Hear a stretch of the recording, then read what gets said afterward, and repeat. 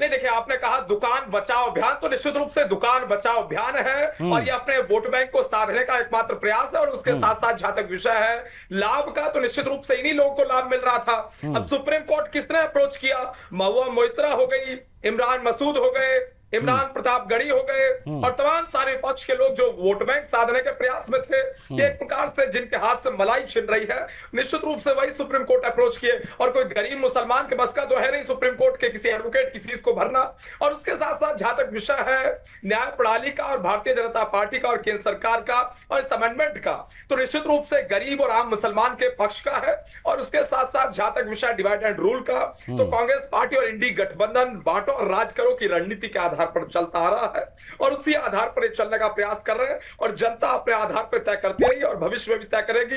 2014 में इन्हें मुंहतोड़ जवाब जनता ने दिया, 2019 में दिया, 2024 के लोकसभा चुनाव में दिया, तमाम सारे विधानसभा चुनाव में दिया। बावजूद इसके कांग्रेस पार्टी के लोग सुधरने को तैयार नहीं है। और उसके साथ साथ जहां तक विषय वक्फ बोर्ड का, वक्फ बोर्ड के द्वारा किस प्रकार से दावे ठोके जा रहे थे, कोलकाता के ईडन गार्डन्स पे दावा ठोका गया, सुप्रीम कोर्ट ऑफ इंडिया की जमीन पे दावा ठोक दिया जाता है, दिल्ली हाईकोर्ट की भूमि पे दावा ठोक दिया जाता है, हम्म। मुकेश अंबानी जी के निवास स्थान एंटीलिया पे दावा ठोक दिया जाता है, पार्लियामेंट ऑफ इंडिया की जमीन पे दावा ठोक दिया जाता है। हम्म। तमाम सारी जमीनों को कब्जाने का और दावा ठोकने का जो प्रयास किया जा रहा था वो जनता के मध्य में है। और किस प्रकार से भूमाफिया के रूप में ठीक मैं है। समझता हूं ये वक्फ बोर्ड काम कर रहा था, वो जनता ने देखा। ओके, वो एक्सपो